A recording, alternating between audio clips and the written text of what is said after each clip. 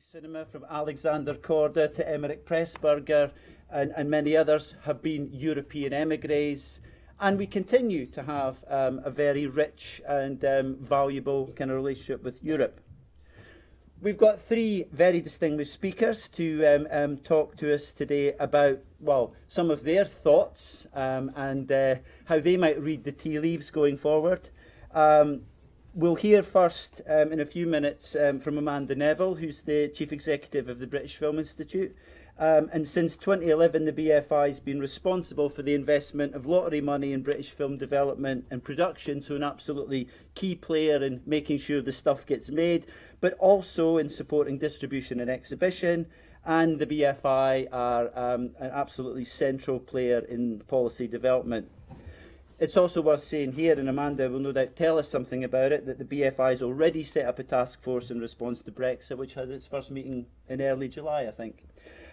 Following Amanda, we'll hear from Tim Bevan, who's co-chairman and founder of Working Title, which is, I've said arguably, but I think it's fairly clear, it's the UK's most consistently successful production company in recent decades. It's been going now for, 32 years? And still going strong. Working Title obviously has had a strong connection to Hollywood via its parent company Universal, but it's also worked closely with European partners, including Studio Canal, on films like Tinker Tailor Soldier Spy, Anna Karenina and Trash. Our third speaker, you may have noticed if you'd read the programme, we were expecting Mike Downey. Mike Downey unfortunately couldn't be here because of a bereavement. So we're delighted to have Hugo Heppel step into the breach. Hugo's had a developing connection with the department for some time. He's head of investments at Screen Yorkshire and is in charge of the Yorkshire Content Fund, a fund that was created back in 2012 with some 14.4 million from the ERDF, so again, European money, which works by being matched by private finance on a project-by-project basis. To date, this has enabled the production of more than 35 films and TV projects, from Testament of Youth to 71, Peaky Blinders to Dad's Army, which has kind of ensured that Yorkshire has remained an absolutely kind of key part of the production ecology in this country. So I'm going to ask each of our panellists to talk for about 5 minutes. We'll then have a little bit of a discussion, and I'll then open things up to the floor. So, Amanda, can we start with you, please? Yeah, okay. Well, thanks very much for inviting me to join the panel, and congratulate Andrew's fantastic paper beforehand, and really got me going. Quite frustrating. I'd have loved to have wrestled with you on lots of the fabulous things that you said. Everybody knows what the BFI is for. It's this great cultural institution, and we're there to try and find and nurture the talent of the future. But a big part of our role is to try and protect creative people from the sort of labyrinthine nightmares that is Europe and, of course, Brexit. At the beginning, I used to say that I had the best job in the world. I can very quickly see that Brexit is probably going to tarnish that just a little bit. And for those of you that are already bored with Brexit, my top tip for this week would be to go and see Bridget Jones's Baby, because it reminds us what a great filmmaking nation that we are. Anyway, we might have as a nation made a decision that we're going to unhook ourselves from the EU, but of course it doesn't mean that we've made a decision to cut ourselves adrift from Europe or cut ourselves adrift globally, and I think that's a really important thing that we need to hang on to. In an attempt to try and make some sense of the decision very early on, but also because our job is to get in there as fast as possible and try and make sure that we protect the position for film, television and moving image in the world ahead. We wanted to get our arguments into government very early. I needn't have worried, because I think within about 48 hours there was an absolute labyrinthine series of task forces and government committees that have been set up, and I spend most of my life at the moment, I see some nodding around the room, going from one committee to the other, saying exactly the same, because the real thing is none of us have got a clue what's actually going to happen. The only thing we do know is, and Theresa May has emphasised this, that Brexit means Brexit and we are going to leave Europe. So if we are going to leave Europe, the BFI's position is that we have to start by looking at this as an opportunity. In other words, what do we need to do to ensure that we can continue to have one of the most flourishing and creatively exciting international places for film and television and moving image in the world? we got a lot of the key players around the table very quickly because we sort of wanted to surface what were the key messages people wanted us to push back to government. And of course that itself was complicated because not only did we Brexit, but we also decided we wanted to keep complete churn up with government. So the easy pick up of the phones to speak to ministers to say this is really essential has also gone out of the door. So we're looking at a completely new landscape out there. There was huge commonality in what people felt were going to be important, and I, at the risk of boring you, I suspect you've already come to this already. The first thing was we have an absolutely essential role in reducing uncertainty and pushing confidence out there, because although it defies logic, everybody knows nothing's going to happen for years and years, but a lot of the people that we work with culturally and trade with internationally were very spooked by this and continue to be spooked. So I think that sense of, look guys, we love working globally, and that sense of confidence is really important. The second thing that the industry in this country and internationally were very concerned about is that we are a really competitive place to make films, and one of the key things, of course, are the financial incentives that the government put in place with good reason, which have served us so well, both in terms of the indigenous filmmaking but also international filmmaking. And it's really important that nothing happens to make those incentives wobble in any way. The third thing is the freedom of movement of people, and again, you don't get creativity unless you get a diversity of voice coming through, and that means that we have to allow voices of difference from different nations and different politics and different backgrounds to be able to express themselves in an international centre of creativity. So the notion that we would want to inhibit that movement of people in any way could be really, really dangerous for us as a creative scenario. Obviously, we benefit from quite a lot of EU funding, and we've already commissioned some research because we want to know what the underlying amount of European funding flowing back into the film industry has been over the last 10 years. Because we need to get that figure, and we need to start arguing very, very hard that when we eventually do Brexit, that we can find a way to sustain that funding. Although I have to say, Tim and I both think that that money coming back will probably evaporate and we won't see it. But we need to get out there and fight like hell for it. On a technical front, I think the biggest area of unknownness of concern is whether our works, our content will still be eligible as European content, and that again, that is a legal labyrinthine thing. I think if it's online sales into television, I think we're fine because it's a Council of Europe thing.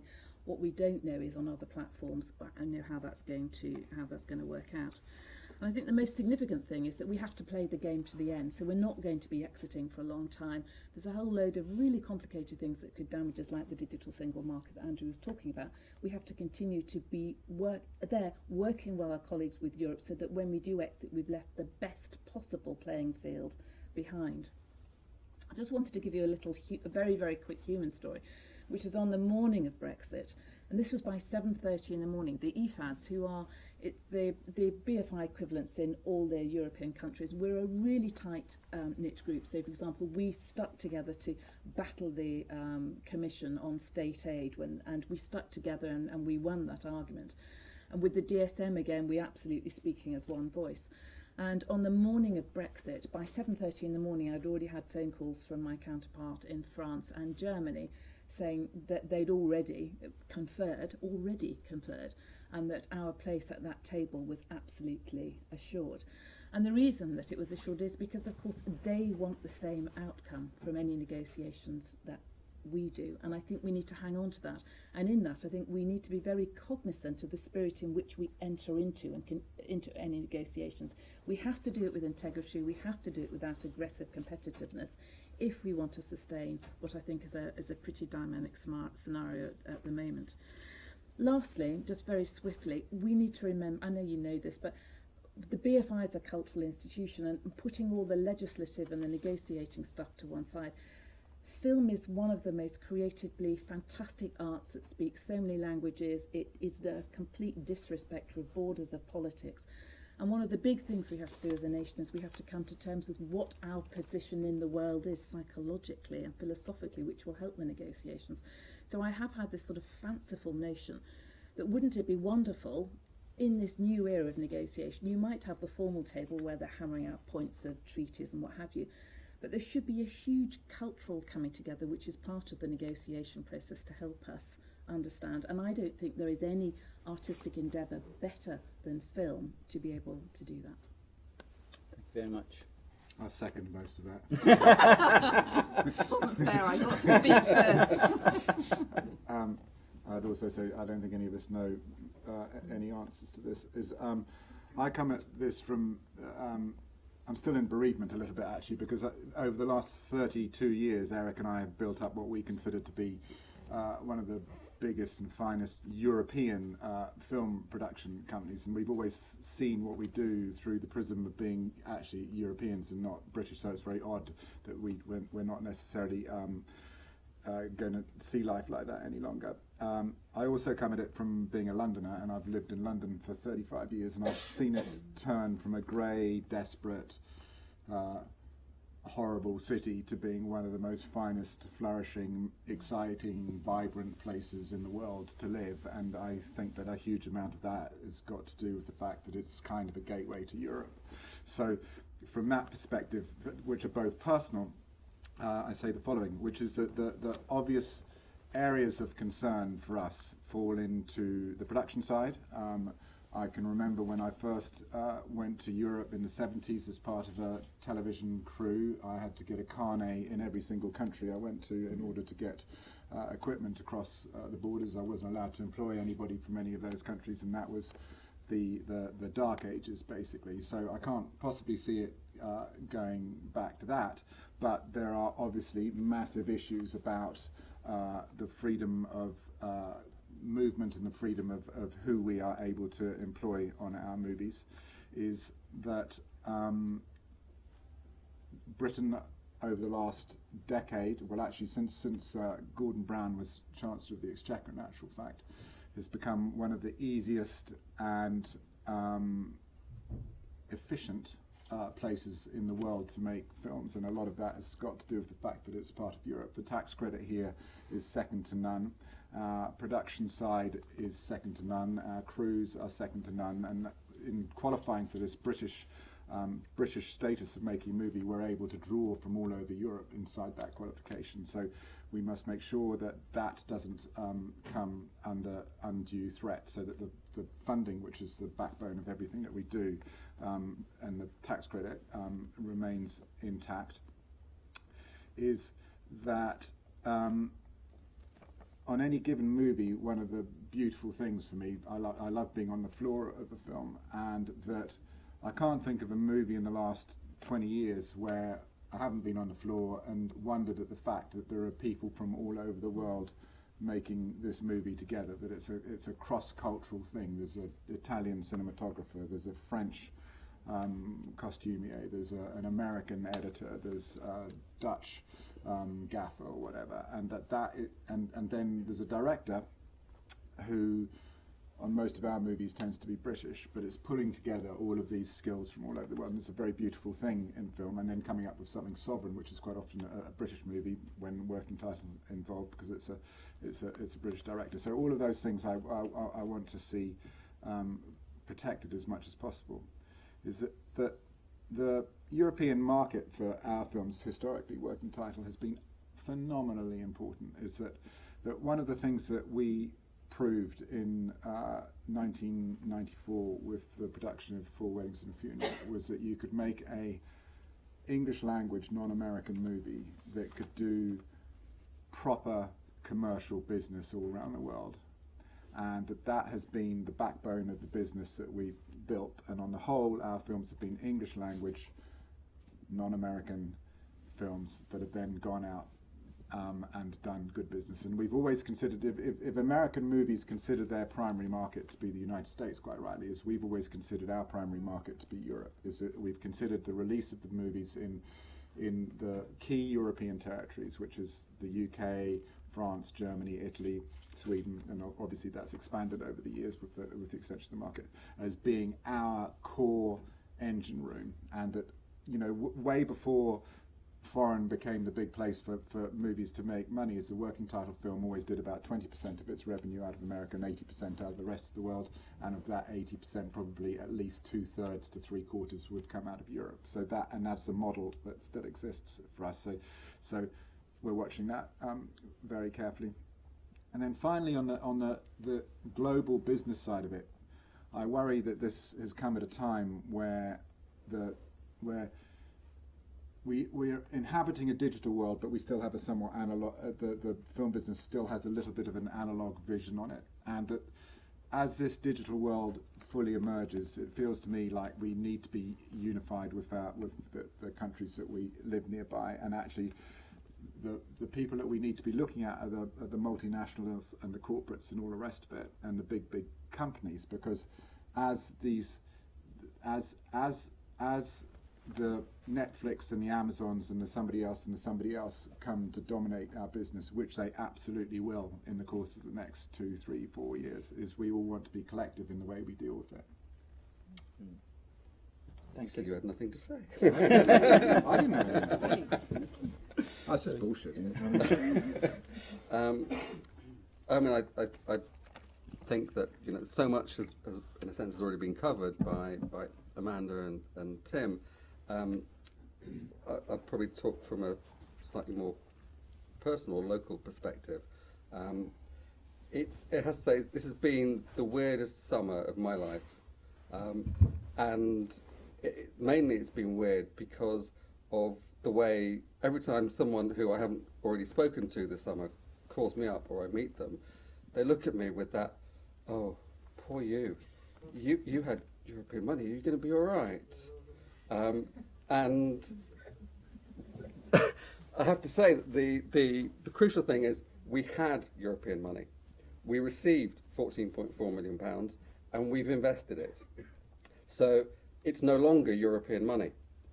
We've invested the ERDF, and going forwards, as those investments recoup and we reinvest them, we don't have to give them back to Europe. We don't have to go back to Europe for permission to use that money again.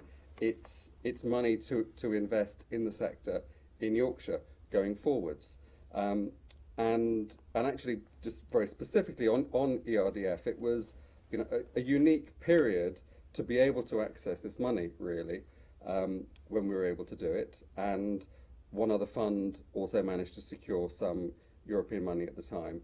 But really, from 2010-11 onwards, the next phase, which is the current phase of European funding in the UK, had been distributed down to the LEPs. And as a result, it was always going to be a greater challenge to see if we could ever get any further ERDF to invest in the sector, because the LEPs have a different set of priorities. There's less strategic, regional-wide focus or activity, and so it was all about everybody's individual goals in terms of supporting businesses, supporting talent, supporting skills. And while we've been continuing to work with them, and we don't know, nobody knows actually what is going to happen to the ERDF money that has been allocated over this program, which goes up to 2022, because we may not have exited by then. So there is an element of uncertainty around that. It's not something that we or anybody else in the country was ever going to be particularly relying on for supporting the film and television and games industries. So actually, there hasn't been a great deal of change from our perspective directly in terms of our funding over the course of the last 3 months. And there won't be going forwards particularly. It's much more the corollary elements that have been touched on that really matter. It's the practical things. It's the co-productions. Duncan asked me earlier, how many co-productions have you actually been involved with? And in that typical way, I'm going, well, I'm trying to think which ones are they, and then actually I start to go through the list, and I realised that Jonathan Strange and Mr. Norrell was a UK-Canadian co-production. That Girls' Night Out was a UK, Belgian, Swiss, Swedish co-production. Whether it was a formal one or whether it was a financial one, it's still the same. Parts of activity take place in Belgium, parts took place in Sweden, the majority took place in Yorkshire. And it's how things are going to impact on those that are really important going forwards. But again, as has been repeatedly stressed, Brexit does not mean necessarily leaving Creative Europe. Creative Europe extends significantly beyond the boundaries of the EU anyway, already. So why would it not, unless someone was being spiteful? The co-production treaty is a European co-production treaty. It's not an EU co-production treaty. We also have bilateral co-production treaties with countries in Europe like France already. So we don't know what those changes are actually going to mean in terms of the practicalities of financing productions, in terms of how productions take place, what the challenges are. Absolutely, as Tim has pointed out, the issue around carnets and movement of people is absolutely critical within that. And these are all parts of what will unquestionably need to be negotiated going forwards. So it's really, what is the political will in terms of shaping this future, how we can assist in that. The voices that we can bring to the table are what matters. But in itself, I would say, actually, Brexit, pure and simple, doesn't mean a great deal. It's what the outcomes of the different strands of Brexit, how they emerge and how we deal with them. Those are the potential consequences. But the actual act does not separate us from Europe. It is a political issue as opposed to a cultural issue, and we need to maintain the cultural element and the cultural relationship and the working relationship that we've had for so long. Thank you. Hugo, that's interesting that you raised the question of the political issue. Coming back to you, Amanda, I mean, as you said, you spend a lot of your time talking to politicians and civil servants, and one of the things that happened over Brexit was that, you know, the government, you know, we lost our Prime Minister, we lost the Chancellor of the Exchequer, we had a complete reshuffle of government, the opposition pretty much disappeared entirely. What is your sense, and obviously it's very early, but I mean, how confident are you on the basis to build a productive kind of dialogue with the new leaders, the new set of people round the table? I would never like to be arrogant or assume something, but I'm very confident, simply because film, television, and I mean, the oil of the future is content. Mm-hmm. You know, that's where a lot of our future wealth is going to be, and in fact, I think our future wealth is going to depend on British-owned content going forward. And if you put all those industries together combined, they're so important to the economy that I would have thought. I mean, the interesting thing is that, you know, I was talking about labyrinthine committees, but under the last government, they set up something called the Creative Industries Council, which was, you know, it was a bit of a yawn, but actually it was terribly important, because what it did is it acknowledged that the creative industries needed an industrial strategy just as much as the car manufacturing or whatever. And actually what it did is it just pushed up the government agenda at Cabinet, the importance of the creative industries. So I think it did us a favour, however sort of tedious it felt at the time. Yeah. So I'm pretty confident. What I'm less confident about, then I'll shut up. What I'm less confident about is that we might be there's going to be a lot of very top level negotiations, and I think one of the things we're going to have to really watch is that we aren't used as a pawn to get a bigger negotiating point across. Yes. The good thing about the film industry is it can make a lot of noise. Yeah. And it can be bad tempered and noisy, and so it does tend to get respect in that. If something goes the way that we don't necessarily wish it to go, we will get the front page of every newspaper and so on and so forth. So I'm sure that Amanda will get listened to very carefully. Mm-hmm. Do you have any thoughts about that, Hugo, from your perspective? Again, from a regional perspective, the focus hasn't changed particularly. There are people who get it, and there are people who have still to get it. In some ways, I think the more noise that is made at a national level, the easier it is for people at a local and regional level to understand the importance of it. And so it's the important thing is that we're all talking in the same way together. It does strike me then that the last sort of 25, 30 years that the ability then of the film industry to kind of get the ear of government and to get a proper audience has kind of significantly increased. Because I can remember back to the days of when Wilf Stevenson at the BFI went knocking on Margaret Thatcher's door in the Downing Street sort of, and at that point it was a case of the industry had felt incredibly ignored and neglected. So it seems to me, if you were talking about having confidence or instilling confidence, that there is at least a basis on which one can begin to build that. I think there is, but I think there are other really interesting things going on economically in the UK, which I really hope sustains, and it's particularly pertinent sitting here in Yorkshire, because one of the things that the previous Chancellor did, and it was a very big and quite brave vision, was to start to really devolve power and spending decisions outside London. And it wasn't, I don't think it was done on some mad moral basis. I think it was done because he absolutely understood that you have to treat London almost like Tim was saying, this fantastic, it's almost like an offshore island like Hong Kong, which we're really lucky to have. But if you're to take the film and television and moving image industries, there's enormous potential there potentially, but we're never going to fulfil the whole of that in London because the capacity isn't there. So it's common sense that actually we need to find the talent wherever it is, so that we don't squander the young people talent wherever it is.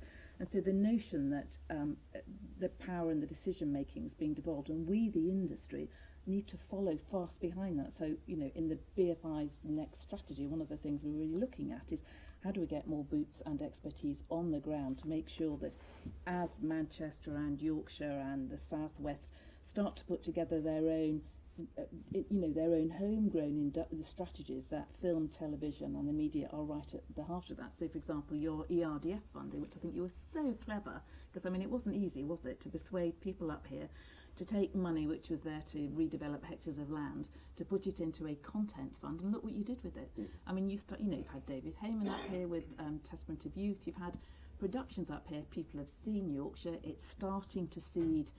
It started to show what might be possible with just that bit, isn't it? Yeah.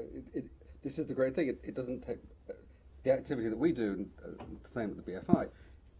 It's all about leverage. The impact that can be achieved from a relatively small investment can be absolutely huge, and can have such long-term consequences in so many different ways for people and communities.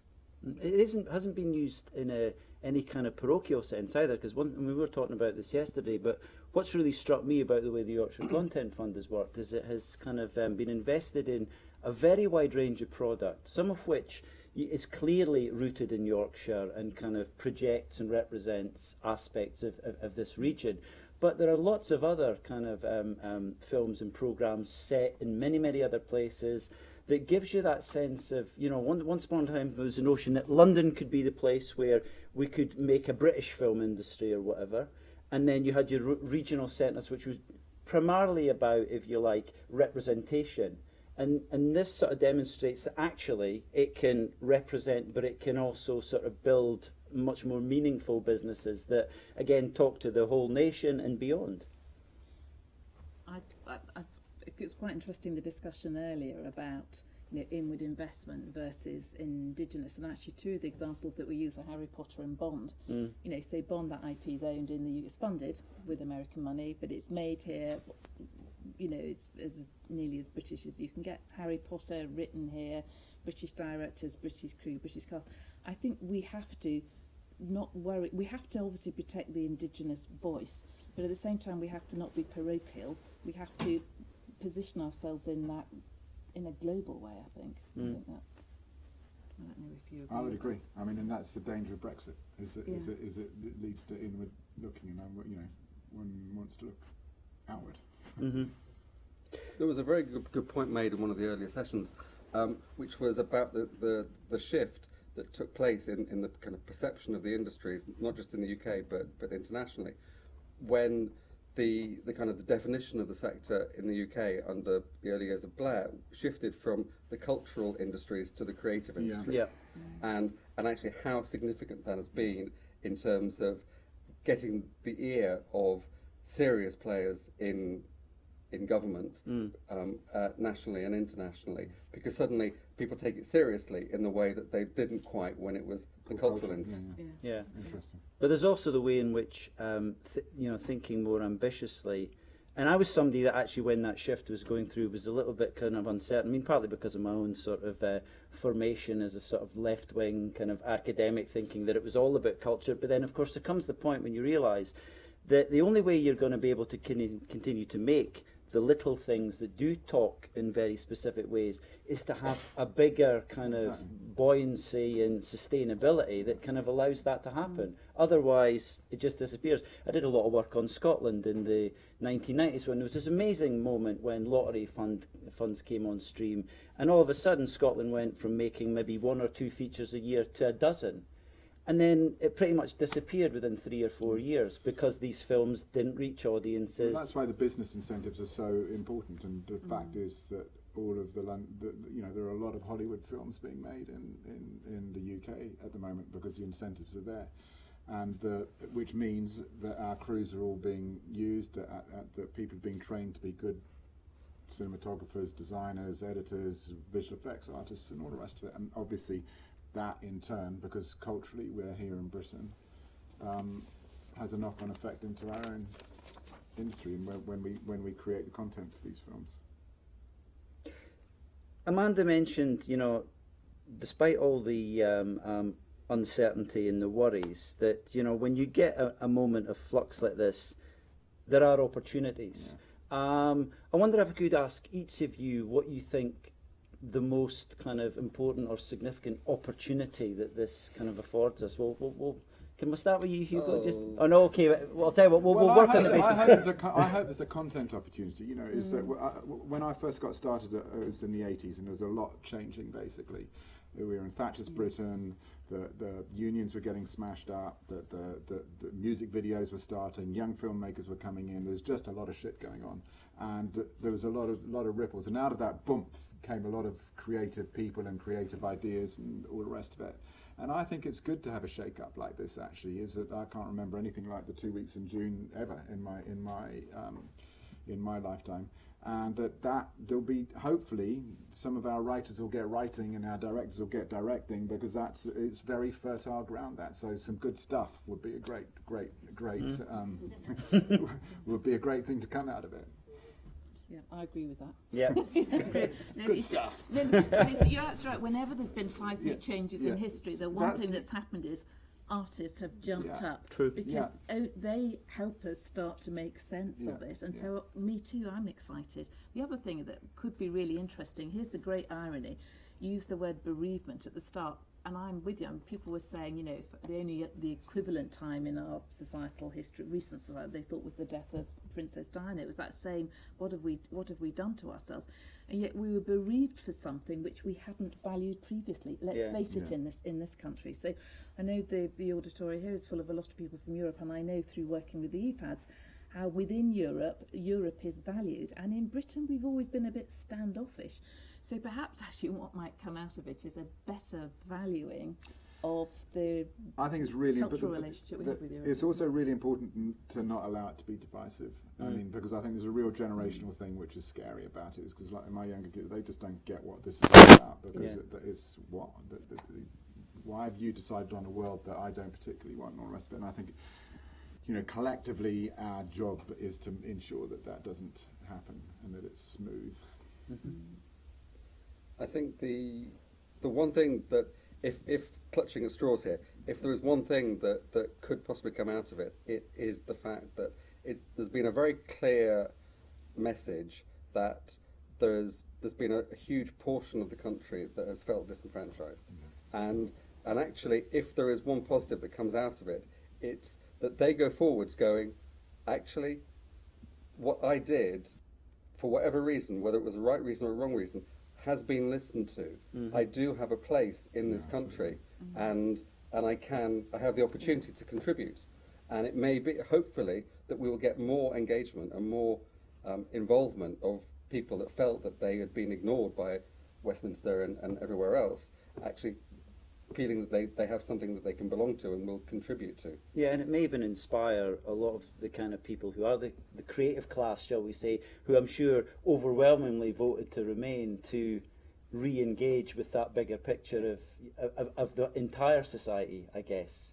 Because, you know, it's one of the things we've talked about already at this event. One of the things that makes Danish drama stand out for me is that in addition to the mastery of the genre that you've mentioned, Tim, in the last session, it's the ability to then use that to look at, ponder, examine and be critical of the entire society in ways that I think can only add to the strength of a nation. A nation that stops asking difficult questions of itself is usually a nation that's in trouble.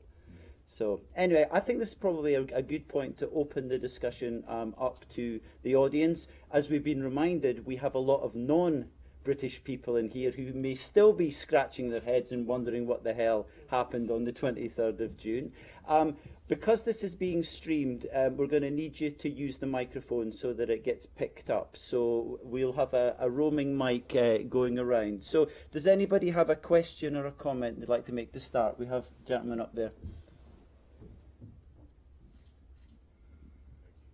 Sorry, I missed the earlier sessions you've been through, so I come to this completely devoid of any understanding of what you've been talking about. But there is, and it may be in the title of this talk, something of a paradox. It says Brexit and beyond, and then it says the UK film industry of Europe. And all of the discussion here has tended to focus on Europe. The reality is that the film industry is worldwide, and parts of that worldwide audience, China, for example, India, for example, and other parts of Southeast Asia, present huge opportunities beyond Europe. And I haven't heard from any of the speakers any thoughts looking forward as to how that opportunity might be taken. Yeah. I mean, absolutely there's opportunity there. And I mean, I think the whole industry right now is looking at China very carefully and working out the ways in which to do business with them, both as a market and as a possible creative partners. And it's not without its issues, but singularly that's the thing that's changed. The opening up of the Chinese market is what's changed the film industry more than anything in the last 4 or 5 years. Primarily as a market, because it will next year be the biggest film market in the world. It's right now it's the second, which the UK used to be. But it'll overtake America next year as a market, and there's this vociferous appetite for content, and so that's it's absolutely something that, as well as Brexit, everyone's looking at.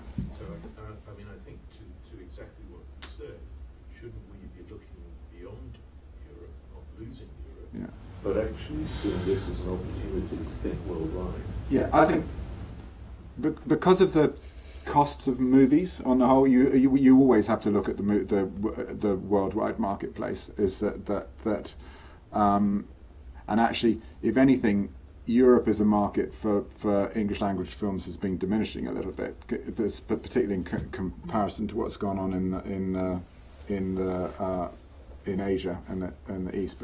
But yes, is the answer to that. I think possibly because the title was Europe, we tend to focus on that, but I think we'd all said that you're absolutely right, it's a global, and there's huge amounts of work going on. I think the realities with China is it is one of the most fertile markets for us to sell into, but it's going to be very hard until, and that's the whole point of the co-production treaty, because actually the whole notion is, can you get producers on both sides to work together to come up with films that will travel and which will work in both countries, and that's going to take some while. I think the idea that we're going to get Chinese productions shooting in the UK of any quantity that's going to be of value to us as a country is probably a bit remote, because they're putting such massive investment in. So I think the Indian market is a difficult one because piracy is so rife, and they've got a massive, low budget industry there. Interestingly, the one market, which I think, so China is a really big development opportunity, but it's going to take a long time. The one market we're already in, and I think we don't nearly make enough of, is actually the US, in terms of selling in, because it's English language. So much of the US content's being made here in the UK at the moment. So I think we could be doing a lot more to get a bigger market share there. Okay, so we've got two more people in the same row, so why don't we just pass along to the next person, and then after that we can go along to Andrew. So, Alistair. Thank you, Duncan. Alistair Scott from Edinburgh Napier University. From a Scottish perspective, as well as looking beyond Europe, I think one of the things about Brexit is to be cognizant of the strains that it puts on the differentiation of attitudes between the different parts of the United Kingdom, between the different nations and regions. Clearly, I come from a part of the country where 62.9% people voted to remain in the European Union. A key argument that had been presented to us in a previous referendum about whether or not Scotland should become an independent country was that David Cameron had told us that this was the way that Scotland could remain in the EU. So not only did Scotland vote to stay in the EU, it voted twice to stay in the EU, if you like. I think that it's going to be crucial on a number of constitutional levels, but in terms of film and screen industry policies, it's going to be important to be aware of those differences across the nation and the need to sustain policy that's going to be appropriate in Scotland as well as throughout other parts of the UK in order to protect what we may or may not lose because of leaving the EU. The interesting conundrum with devolution is, and I'm going to get this wrong, but obviously the film is devolved in each of the three nations outside England, but in different ways and in a bit of a mess actually. So it's devolved as a cultural entity, but it isn't devolved as an industrial one, which is sort of nonsensical because you don't get a fantastically prosperous industry if you don't have a really fabulous cultural base. I mean, we are, as the BFI is sort of ignoring the politics because the art speaks louder, and when we work with a lot of your counterparts in Scotland, the border is sort of invisible at the moment. The culture's there because it's fabulous, but the border's invisible. Okay, should pass along to the next speaker or questioner. I'm surprised in some ways that in this discussion, but also in what I've read in the trade press and online and so on, that the film industry are worried about Europe at all.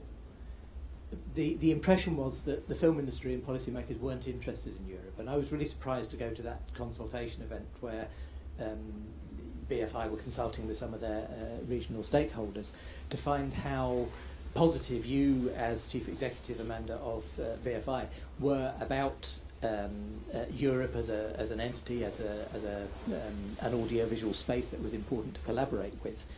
The impression from outside was that policymakers weren't particularly interested in Europe, and equally that filmmakers weren't particularly interested in Europe.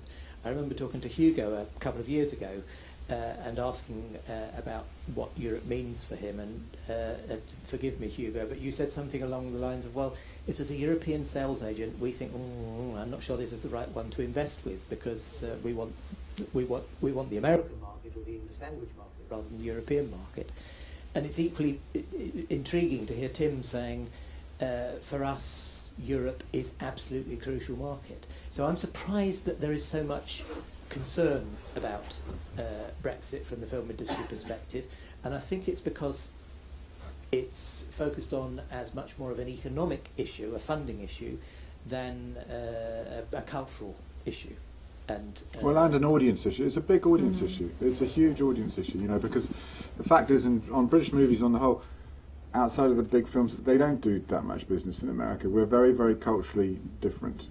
We share the same language, but actually when it comes to cinematic appreciation, we're very culturally different and much closer, I think, to British sensibility, English sensibility is a lot of the European nations, and it's a much easier sell, you know, and that it's kind of crazy that the whole benchmark of the way a British movie can do is set against whether it gets distributed in America and blah blah blah blah. I've never really understood that.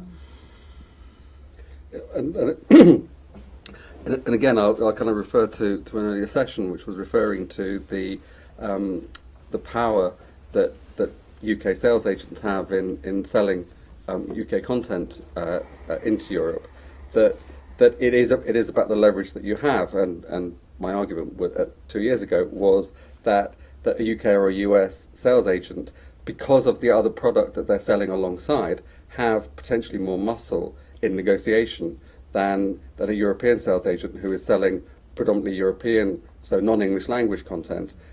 How that places and how it's perceived by distributors to have an English language film in the same mix generally is perceived differently by the European market, not just by the wider international market. So Europe is absolutely a key market for us, both for film and for television, and it will continue to be one way or another. There's no doubt about it. Amanda, did you want to? No, I was sort of thinking how to respond. I think the cultural and the that's been covered. I think one of the areas we're not quite certain where it's going to go is, I mean, Tim talked about Britain as a gateway to Europe, and it is a very big gateway to Europe, an assumed gateway for the Chinese into Europe, Yeah. and for the US into Europe. And we don't know at this moment in time, which is why I was talking about the eligibility of European work. So if we do a co-production with China, because that will get us into that big market, are they in the future not going to be interested in doing that because they know that they can't get into that European market because of that? So I think that's a bit of a question mark, yeah. And we won't know the answer to that for a while. Until they're going through Berlin. Yes, yeah, exactly. Yeah. I mean, the other thing is, so just economically, and this is the confidence in film is a high-risk business, whichever way you look at it, and so it is going to be dictated by the level of confidence that exists in the economy. So that's something that's worrisome. At the moment, the economy looks spectacularly buoyant. However, look at what Obama's just said. Look at what the Japanese have just said. And this morning, even Australia, who is really gung-ho with us, but we're the third in line after they've done the Australian treaty and the Asian treaty and the European treaty. Ib, you wanted to ask a question? I'm glad, because I was going to ask if any of our continental collaborators had a point of view. Yeah. I'm from Denmark and part of the Mercedes team. And Andrew, in before this conference, actually asked all the teams to react to Brexit and tell what kind of discussions went on in their respective countries. And I had to say, I'm not aware of any discussion. I mean, we had a discussion about Brexit as a political phenomenon, but I have not heard any discussions in the film and media industry. So my question is actually, how strong is your relation to the other film institutes in Europe? Do you have regular contact, and do you develop common policy positions on this, and to the producers the same, and the regional funds in Europe? So have you heard a lot? You said that there was an immediate national reaction where people said we have to think about this, but has there been a similar reaction on a sort of European level? Not really amongst the producers, but I guess, funny enough, I guess they're probably in Toronto, because the producers get together in various markets and all the rest of it, and actually Toronto's the first big market to have occurred since Brexit happened, which is happening now, and I bet there's quite a lot of dialogue going on I bet Brexit's on people's lips. Yeah, I mean, my counterparts in Europe, really close friends, very, very close. So I probably speak to Christoph at the CNC, Peter Dangus, Henrik in Denmark every couple of weeks. We're all getting together, meeting actually the weekend after next. I'll see some of them inside. So it's very, very close. As a group, this is what, okay, so here's a sort of admission. When the whole Brexit thing started, because I was so frustrated with the EU, which I really think needs reforming, I would almost have voted out because I was so angry with the sort of stupidity of it. The thing that completely tips it the other way is the relationships that I have with my counterparts. We have never, ever not presented a completely solid collegiate presentation. So, for example, with the state aid issue, what the Commission tried to do was to divide and conquer. So they came up with the state aid solution, which worked brilliantly for Britain, but didn't work very well for half of Europe. And we took a conscious decision to say, no, we don't care, we're not going with that. So we worked very, very closely, because actually a filmmaker is a filmmaker is a filmmaker, whichever country they're in. And if you know, and we have to have that common position. So it's one of the things that I'm very confident about. I mean, one of the things I'm going to have to say at the conference on Sunday is, to thank them for being such solidarity, but I think I'm also going to have to say to them, in the future, you know, if things conspire in such a way that it's uncomfortable for them to have the UK at the table, because I don't know where the negotiations will go, we're going to have some gentle exit strategy so that we don't wreck our cultural and co-working relations. It's been the summer, so there haven't been that many conversations. The conversations that we have had with counterparts in Europe have been as if business is as usual. Nothing has changed, and it's not even influenced the tone of conversation. That's interesting.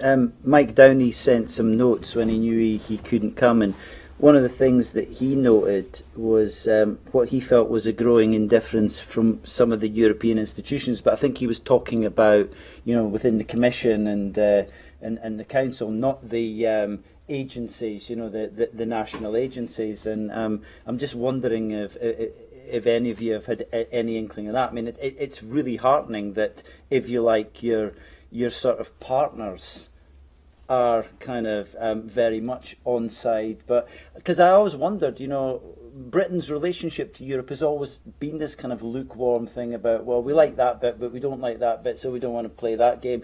And there's clearly a risk here that at some point folk are just going to turn around and say, well, you're either in or out, and if you're out, piss off. And I'm just, you know, what Mike seemed to be suggesting was that he'd encountered a little bit of that kind of reaction, but it doesn't seem to be borne out by what any of you folks have said. I think you have to distinguish between what's going on in the Commission and what's going on the ground. Right. So on the ground, you know, it's one of the loveliest parts of my job. In the Commission, we have a member of staff now full time in Brussels, and right. EFADS employs somebody else. So we probably have 2 people full time already, because you're absolutely right. And you were talking about being divisive. There's real anger in the Commission as to what Britain has, I think, inadvertently done, and clearly there's, I think, economic global anger. I mean, look at Obama. You know what he was saying. You know, which was, you know, he's that special relationship we have, and yet he was saying, "I'm sorry, guys, you're going to have to fall into line. We're going to do." That's what we're talking about. It's just the deadly dull thing about it is it's just going to dictate what everyone talks about for the next 10 years, which is just so boring. Let's face it. That's my biggest. I'm most pissed off of it about that. Is I probably got another 10 years in me in the film industry, and I'm going to have to talk about Brexit. Question over here. So we'll get the mic to you. We're keeping James nice and fit here. Thank you. Oh, it's just an observation, and at the risk of being boring and carrying on and talking about Brexit, I was just thinking where you might have spotted other people taking the opportunities. So you've painted a kind of very nice collegiate picture and, talked about the risks and opportunities, but I just wonder where the opportunities are from other markets and how quickly those are going to be taken up. And, I'm thinking particularly about that point you made about the gateway for China and US, and I'm thinking Ireland, in terms of their absolute focus on tax incentives, great, support, English-speaking content, and I just wondered what your analysis was of those. Well, all of the European countries have pursued financial incentives to go and shoot there, but nobody's got it as good as the UK. It's just but I don't think they will, because not only all of the European countries, but various states in America, Australia, all around the world, and we look at everywhere all of the time. And any day of the week, it would be better to be shooting here. And any day of the week, on a daily running cost, compared to any of those other European countries, it's 20% cheaper to be shooting here. So they're gonna have to do a lot of running and we speak English, and the Americans want to come in. There's so many competitive advantages, and we've just got to, if anyone emerges, then we just have to bang them on the head. We're going to bang them on the head. That's the technical answer. It's the caveman approach. At the front here, Nathan.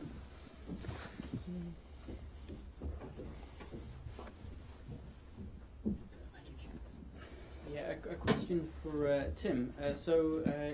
From working titles point of view, in 2012 you transitioned from an exclusive deal with Universal to a first look deal, and subsequently you've made a lot more films with Studio Canal, although of course they funded your films prior to that as well.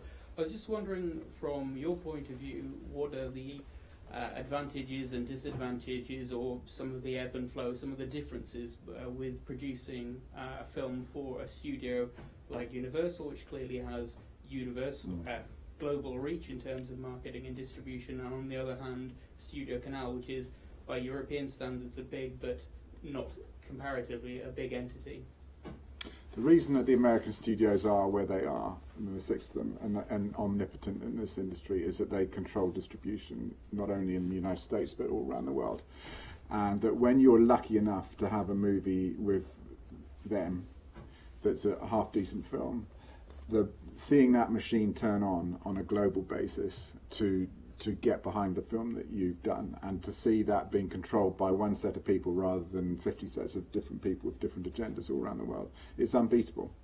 And that, so that if like Bridget comes out on the 16th of September worldwide, there's a massive machine behind it, and that every single dollar that can be made out of that movie will be made out of it. Is if we were with Studio Canal or any other independent distributor, we would not be maximising the potential of that film to the level that we're able to. There's a lot of catching up for anyone to do to get to the studio. But that's why that's why I keep on coming back to Netflix and to Amazon and to somebody else and somebody else. That is the thing that everyone's got to be really watching, because that is, for my kids' generation, that's the way they're going to be watching their content, and it's how we monetize that and how we get that through that to the biggest audience that we possibly can. And that's the exciting thing in business terms. It's a scary thing and the exciting thing, Brexit or no Brexit, of what's going on in this industry at the moment. And it's the collapsing of it's the transition from the analog. Historically, what the movie business has managed to do is managed to take the same thing and flog it 4 times to the same people, basically. It sold it to them in the cinema, it sold to them on their DVD, it sold it to them on pay television, and it sold to them again on free television. And that's all collapsing, and we're only going to be able to sell it to them once, but we've still got to get the same level of revenue as we did when we managed to sell it 4 times over. And that in the global thing, Brexit or no Brexit, is what's changed. Okay. And that's just because I just want to pick up what Tim said, because what we're seeing, I mean, Tim's working in a bigger world than the films that we get behind, but what we're seeing is really interesting. So you invest in a film, you make a film, and then the sales agent takes it out into the market to sell it into all the territories. And what we're seeing is, if it's good, Amazon or Netflix are coming along and offering a really top dollar price for it. But obviously what they want is virtually no theatrical release. And so the sales agents are having to gamble. Would it be better to take this offer, which is a good one, on the table, or should we take the risk and try and sell it all through all these bits and pieces? So that's one interesting thing. The second thing is in Cannes, which is why I'm a huge supporter of Netflix and Amazon and whatever comes after. I think it's really exciting. In Cannes this year, in the films in competition, I can't remember exactly. 2 or 3 of them, wasn't it? Yeah. I think it's more than 2. I think it was a substantial number of them had been significantly funded by Amazon and Netflix. And the other great thing about Netflix is they do believe in the theatric window. They understand and have no issue with it at all. What they're not going to do is invest in a film if they've then got to wait 6 months before they can put it on the platform. So we are going to have to rethink. Although we're not talking about it, the big thing, although we're meant to be talking about Brexit, the big thing that happened with the internet was everyone thought, oh, we'll get killed because of pirating and all the rest of it. But no, we got killed because people started talking to each other. Is that social media meant that people could tell each other whether something was good or bad properly, and they believed it, and that's what changed the industry beyond anything, because it used to be there was an expression that was used by the studios, which was more morons, basically, i.e. they were the people who were going to go to the film however you flogged it to them and all the rest of it. Doesn't happen anymore because they know. Okay, we've got one final question here. Tim, you had two conflicting statistics. One, that China is going to become the largest market for film, and secondly, that, or seemingly conflicting, that only 20% of your revenues come from outside Europe and the US.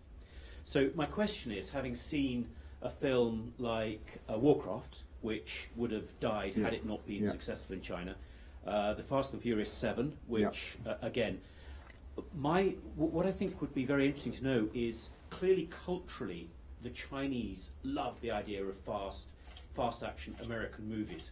How can we sell our culturally British movies into this massive market without just appealing to the Anglophiles? I think it's changing. I think their appreciation of cinema is broadening. So, for instance, you know, the whole romantic comedy thing is they've started to take an interest in. I mean, one of the problems of doing business with China is there's a fixed rate card. There's a fixed number of films that are allowed to be distributed in there because there's a quota. There's 35 studio films a year, and I think 35 English language non-studio films. So you have to do for that. And then there's a rate card. They give you 25% of the box office, and that's that. So it's a hugely expanding market, but it's being very tightly controlled.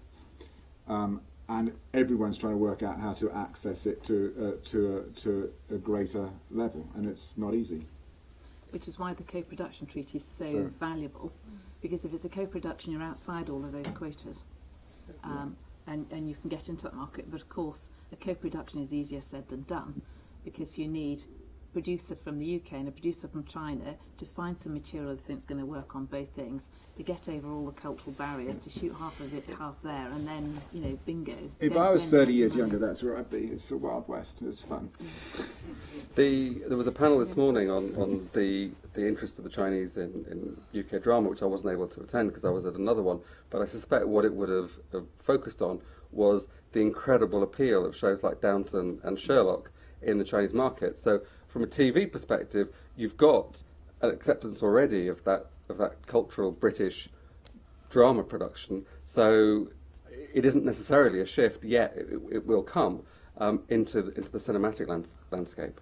Which brings us back to what we do here. And if you think about the massive increase of Chinese students in the UK over the last 10 years, and Andrew and I have taught a number of Chinese students who absolutely adore British heritage product. I mean, and there's bound to be a kind of an effect of all of that, which will take a wee bit of time to fully bed in. But, you know, this generational shift of Chinese people who didn't travel at all to who travel a lot and are absorbing all the time. And I do feel that in our own sort of, you know, quiet way as educationalists, we're helping to kind of build an audience kind of down the line for the kind of product that we make in this country. Any final comments any of you would like to make before we wrap up? Go and see a film. No, I'm serious. You know, go and see lots of films. Is it The United Kingdom, Ben Wheatley's new film, Bridget Jones's Baby, I Joke Not. It's fantastic. Come on, what other films should they go and see? Tim, that's a good one. Hugo, it's a good La La start. Land. La La Land, definitely. Yeah. Lion. It's a good time for you. The Fall's always a good time for you. Yeah. And in TV, for those who didn't see it last night, watch National Treasure later this month. And Victoria. And Victoria. Yes, Victoria. We should finish there, sorry. Okay, well, on that note, thank you very much. I'd like to thank all three of our panellists for a very enlightening and interesting response to what was an incredibly difficult brief. And thanks to all of you for your participation. So, big hand for the speakers.